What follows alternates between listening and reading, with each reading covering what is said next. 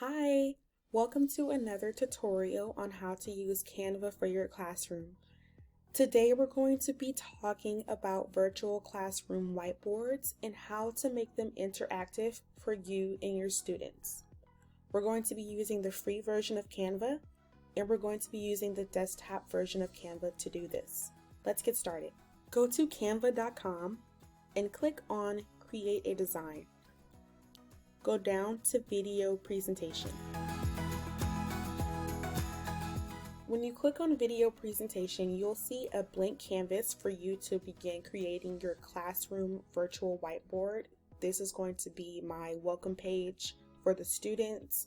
As you can see, I already began to add pictures. Feel free to add any types of pictures or elements that you like. This is your classroom, so feel free to get creative. These photos are from Canva. I added them using the Elements tab. If you have personal photos that you would like to add, click on the Uploads tab. And here you can drag and drop photos from your desktop into Canva.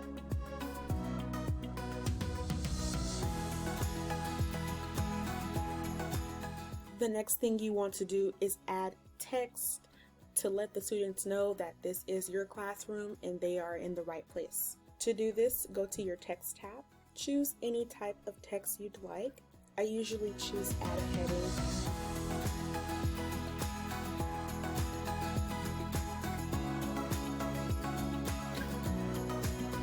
Now that I've set up my welcome page for the classroom whiteboard, I'm going to click on Add Page, and on this next page, feel free to get creative. Again, it's your classroom, and add things that you would normally add on a physical whiteboard in the classroom, such as objective or agenda. For the next slide, here is where we can begin to make this whiteboard interactive for our students. As you can see, I have some pictures of rabbits and frogs for the students to sort. I got these pictures by going to the Elements tab here, and I just searched for rabbit.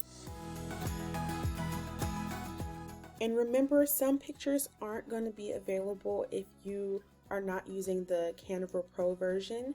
You'll see this little symbol that says Pro on the corner of the picture. And I search for frog. And since they're going to be dragging and dropping the animals into their box, I'm going to head over to the Elements tab once again. Go to Shapes.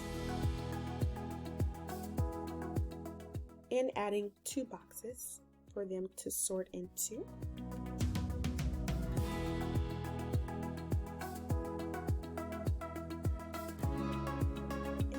Resizing the boxes to make them big enough to drop the pictures into.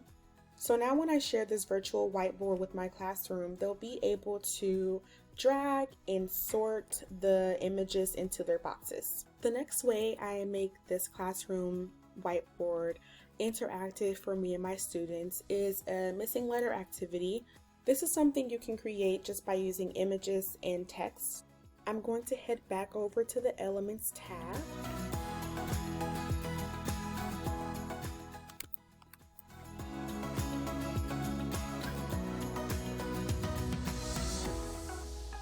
Place my little image on the whiteboard.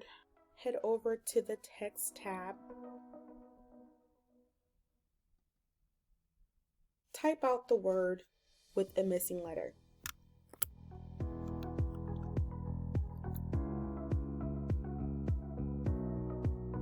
Change the font if needed. As you can see in the other examples, there's a little question mark as a placeholder. This gives the students a text box to go in and input the answer.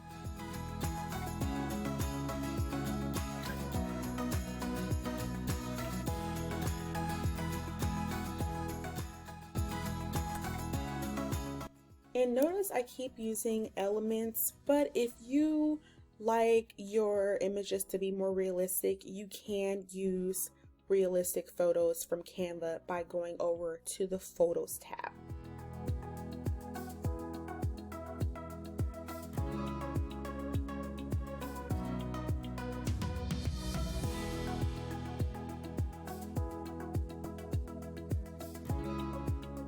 So when you and your students come back to do this activity together, they can click on the text box and type in the missing letter.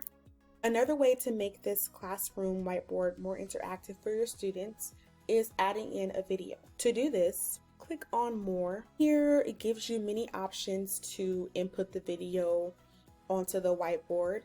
For this example, I'm going to add in a video from YouTube. Go up to the search box and you can generally type in what you're looking for. I want the students to review a video on counting.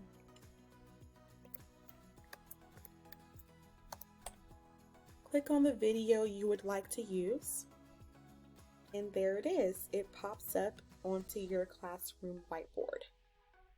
The last way I'm going to show you how to make your classroom more personal and interactive is adding audio. This means music or a personal recording like I'm going to add. To do this, go to your Uploads tab and click on Audio. Drag and drop a file into Canva, and I'm going to go to the beginning of the classroom whiteboard to add in this audio. Drag and drop onto the design. Once you drag and drop the audio onto your design, it will be available to the students to listen to.